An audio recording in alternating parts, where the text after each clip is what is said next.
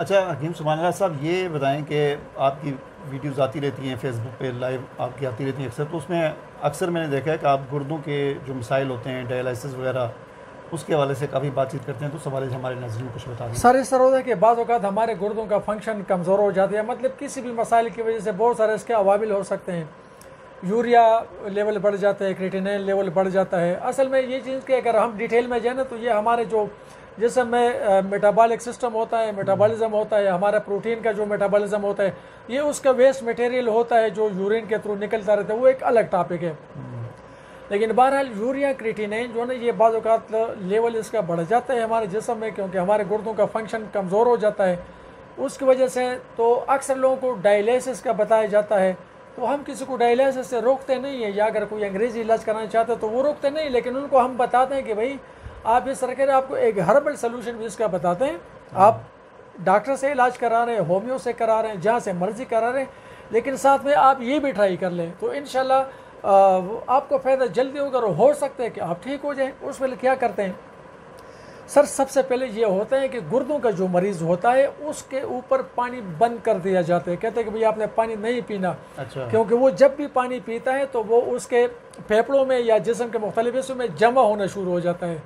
जमा होना शुरू हो जाए फिर उसको वो निकालते हैं, यानी उसको पानी डाइजेस्ट नहीं होता। अब इसका आसान हल है, पानी भी पिएगा इंशाल्लाह डाइजेस्ट भी होगा। क्या तरीका है, नॉर्मल आपके घर का जो पानी है, चाहे नलके का है, कुएँ का है, जिस तरीके का है, मैं ये नहीं कहता कि आप आरओ का पानी ले ले या मिनरल वाटर ले ले, जो आपके घर में अल्लाह ताला ने आपको पानी अता फरमाए, 4 जग वो पानी ले ले, 4 जग। अच्छा। उसको मिट्टी के बर्तन में या स्टेनलेस स्टील के बर्तन में इतना हल्की आंच पर उबालें, इतना पकाएं कि वो 1 जग रह जाए। अच्छा।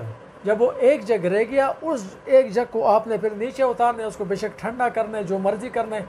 वो पानी जब गुर्दे का मरीज़ पिएगा तो इंशाल्लाह अल्लाह के हुक्म से वो पानी उसको डाइजेस्ट भी होगा, उसके जिस्म में वो रुकेगा भी नहीं, जमा भी नहीं होगा और यूरिन के थ्रू निकलेगा।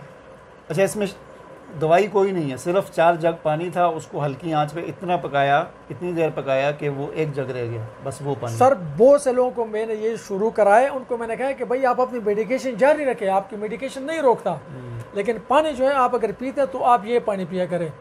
बहुत से लोग कुछ को जो यूरिन नहीं आता था वो कहते कि हमारा यूरिन आना शुरू हो गया। अच्छा, ये पानी हल्का हो जाता है और ये इजी टू डाइजेस्ट हो जाता है, तो इसका कोई पानी तो वैसे पानी को उबालेंगे तो उसको जब छोड़ेंगे तो सारे उसके अंदर जितने ज़रात होते हैं नीचे बैठ जाते हैं, बिल्कुल जितने मादनियात हैं कुछ भी है, बिल्कुल कुछ उड़ जाते हैं। अभी आपको तेज़ी से पानी उड़ गया तो उसमें बहुत सारी चीज़ें जो उड़ जाती है। अच्छा, इसका कोई नुकसान नहीं है। दूसरा, इसके लिए फिर जो हर्बल एक नुस्खा है कि पीपल के पत्ते, बकड़े के अगर सिर्फ वो कांटे मिलते फिर भी ठीक है, अगर पूरा पौधा मिलते फिर भी ठीक है। उसके बाद पुनर्नवा या बसकपरा, कुछ लोग 8 सेट को बकड़ा ये बसकपरा या पुनर्नवा कहते हैं, लेकिन पुनर्नवा अलग चीज़ है, 8 सेट अलग चीज़ है। जब गूगल पर लिखेंगे पुनर्नवा या बसकपरा तो उसकी तस्वीर आ जाएगी, हर जगह मिलते हैं, आजकल उसका मौसम है। और चौथी चीज़ है नीम के पत्ते, यानी बकड़ा, बसकपरा या पुनर्नवा, पीपल के पत्ते, नीम के पत्ते, ये चारों चीज़ें ये बराबर वज़न ले लें, इसको ग्राइंड करें और पाउडर बनाएं। फिर 1 चम्मच चाय वाला सुबह और शाम उसकी चाय बना के पीनी है। इससे यूरिया क्रिएटिनिन लेवल जो है वो नीचे गिर जाता है। अब अगर कहते हैं कि इससे हम और ज़्यादा फ़ायदा ले लें तो इसकी चाय फिर जब बनाएं तो वो फिर इस तरह करें कि या तो उस पानी में बनाएं जो आपने 1 जग कर दिया था, उसमें अगर बनाए के सुबह और शाम ये पिए तो बहुत ज़्यादा फ़ायदा होता है। नहीं तो फिर आप 4 कप पानी ले लें, उसमें 1 चम्मच ये पाउडर डालें और इसकी चाय आप इतनी बनाए कि 1 कप रह जाए, फिर उसको पिए। सही। ये चूँकि कड़वा होता है, अगर आपको मीठे से कोई इशू नहीं है तो आप उसमें ये मिला सकते हैं। अब मैं इसका इस तरह करता हूँ कि मैं तो उसका अर्क तैयार करता हूँ, पीपल का भी अर्क तैयार करता हूँ, निकालता हूँ, बकरे का भी करता हूँ और ये पुनर्नवा का भी करता हूँ। मैं उन तीनों बोतलों को फिर मिक्स कर देता हूँ और वो बोतल लोगों को देते, वो आधा कप पी लेते हैं। लेकिन हर बंदा अर्क मंगा भी नहीं सकता और हर बंदा अर्क जो है ना वो निकाल भी नहीं सकता, तो उसके लिए आसान तरीके ये गुर्दे के उस मरीजों के लिए, ये बिल्कुल जिनके डायलिसिस हो रहे हो उनके लिए, तो अल्लाह के हुक्म से ऐसा सा उनके डायलिसिस की ड्यूरेशन जो है ना वो कम हो जाती है, वो बिल्कुल वो ज़्यादा हो जाती है, एक्सटेंड हो जाती है।